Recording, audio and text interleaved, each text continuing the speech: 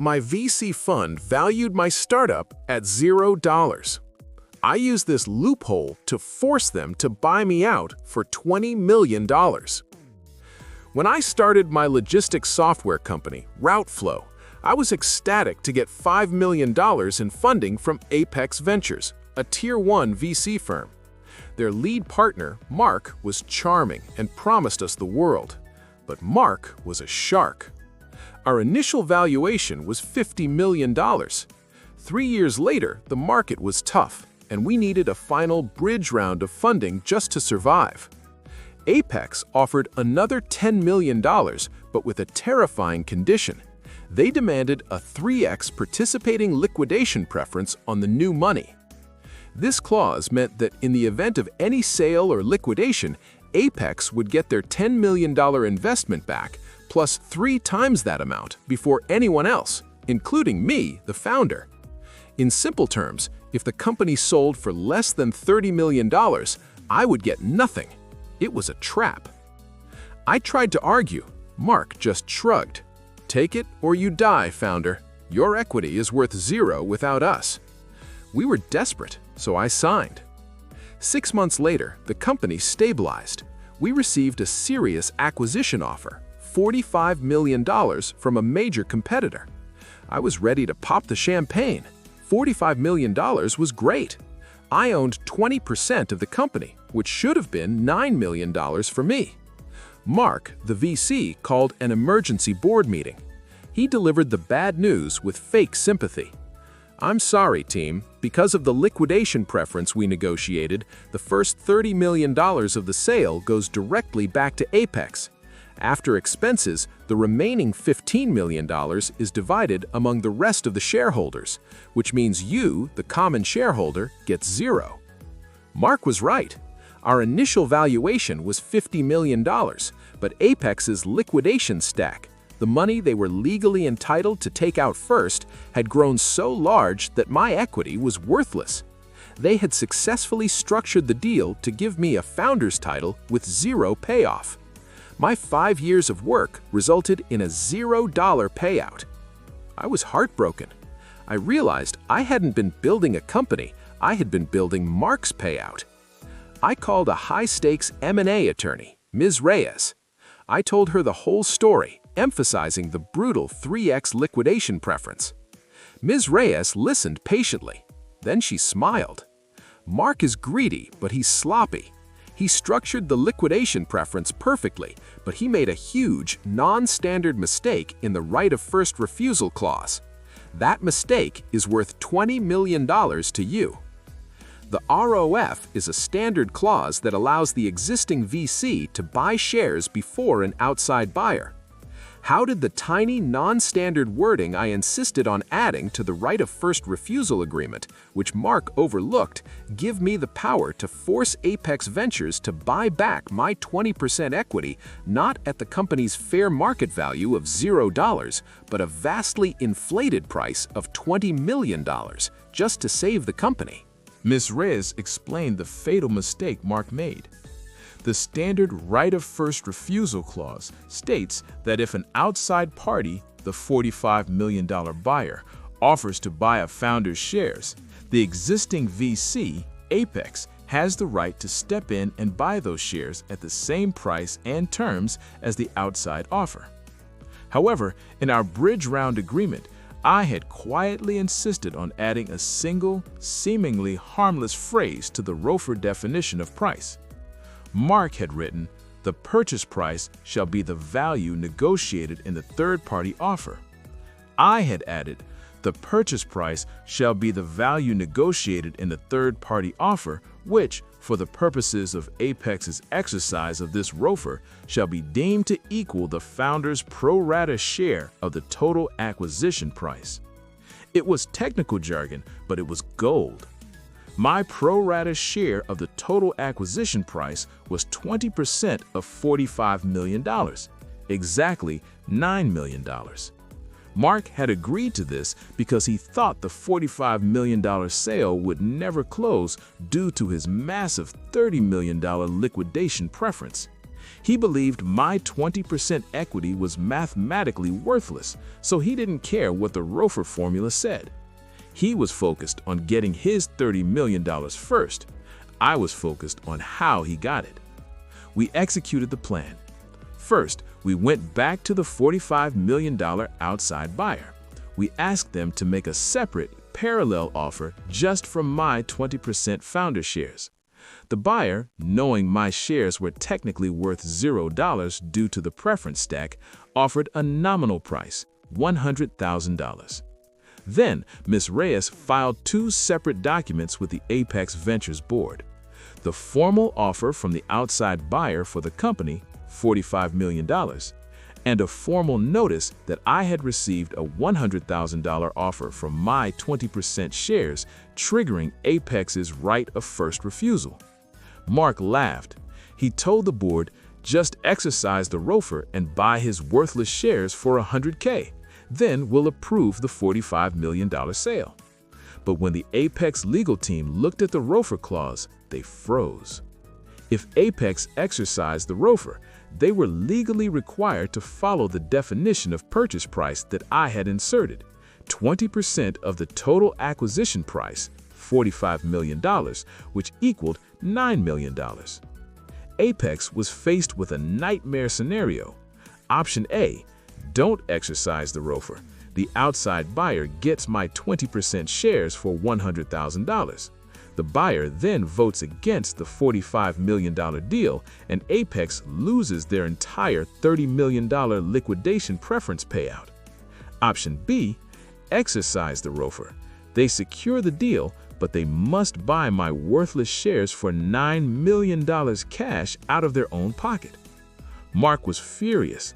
He realized that the loophole I inserted forced them to pay me $9 million just to save their own $30 million payout. Mark refused to pay the $9 million. He fought back, claiming my pro rata share wording was invalid and demanded that a special valuation committee be created to set the price at $0. How did Ms. Reyes successfully use a clause deep inside the company's Shareholder Voting Agreement to prove that Mark's attempt to challenge the valuation was itself an unforgivable breach of contract, allowing us to leverage the payout from $9 million to a shocking $20 million? Mark was never going to concede $9 million easily. Apex Ventures immediately filed a lawsuit against me, challenging the validity of the pro rata wording in the ROFR clause. Their lawyers argued that the clause was unconscionable and clearly intended to circumvent the true economic value of the common shares, which was $0. The judge scheduled an expedited arbitration hearing, knowing the $45 million acquisition deal was hanging in the balance. Ms. Reyes knew we had to pivot from defense to a full-scale offensive. She focused on a completely separate document, the Shareholder Voting Agreement. This agreement, which Mark and Apex had signed, contained a boilerplate clause about fiduciary duties. But Ms. Reyes found a tiny, non-standard clause, which I had forgotten about, stating, any shareholder who attempts to materially interfere with or challenge a binding, non-discretionary clause in this agreement or related financing agreements shall be deemed in material breach of the Shareholder Voting Agreement, subject to all available remedies. Ms. Reyes argued that by filing a lawsuit to overturn the clearly worded ROFR pro rata formula, a binding, non-discretionary clause, Mark and Apex were in material breach of the entire voting agreement. Mark's lawyer laughed. So what? Breach of contract? We'll pay the legal fees. Ms. Reyes stood up. Your Honor, a material breach of the voting agreement means Apex has forfeited their right to vote on the $45 million acquisition. The courtroom went silent. The voting agreement required a 75% majority vote of all preferred shares to approve the sale. Apex controlled 70%. I, holding 20% of the common shares, was the swing vote. But without Apex's 70% vote, the sale could never happen. The judge looked at the Apex counsel. Counsel, if your client proceeds with this frivolous challenge to the ROFR pro rata formula, they lose their voting rights. If they lose their voting rights, the deal dies. Do you want to continue your motion? Mark's lawyer was cornered. Proceeding with the challenge meant destroying the $45 million acquisition, making Apex's $30 million liquidation preference worthless. I leaned into my microphone. Your Honor, my client is now facing financial and emotional damages due to the defendant's malicious breach of contract. The price for Apex to cure this material breach and regain their voting rights is no longer $9 million. It's $20 million. I had quadrupled the price of my worthless shares. I was negotiating from the position of total power. Apex had 2 hours to wire me $20 million or lose $30 million and destroy the entire fund's reputation. Mark tried one last desperate move.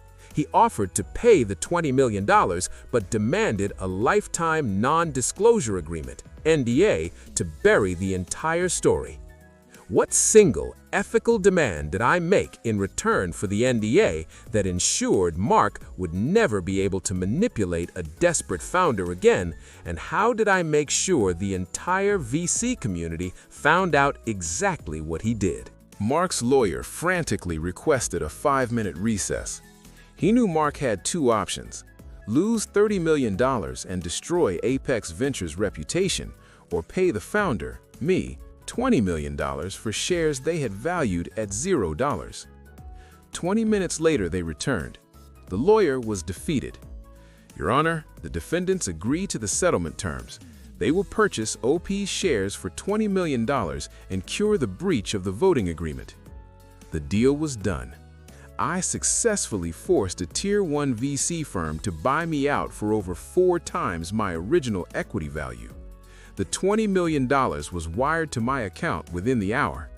Apex immediately approved the $45 million acquisition, saving their own $30 million payout, but at a huge cost.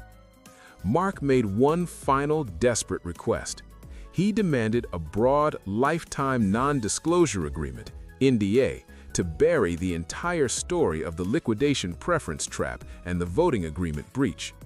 He wanted the narrative to be that I left amicably. I had my $20 million, but I wanted to ensure Mark could never pull this scam again. I agreed to the NDA, but only if they accepted my final non-monetary condition. I demanded that as a condition of the NDA, Apex Ventures must make a binding, non-revocable commitment to permanently remove the 3x participating liquidation preference clause from all future founder agreements for startups valued under $10 million. Mark fought hard. This commitment restricted his ability to structure predatory deals in the future. But the $45 million deal was their lifeline. He had to sign. I got my $20 million payout, and Mark got his silence. But the second I received the wire, Ms. Reyes took action.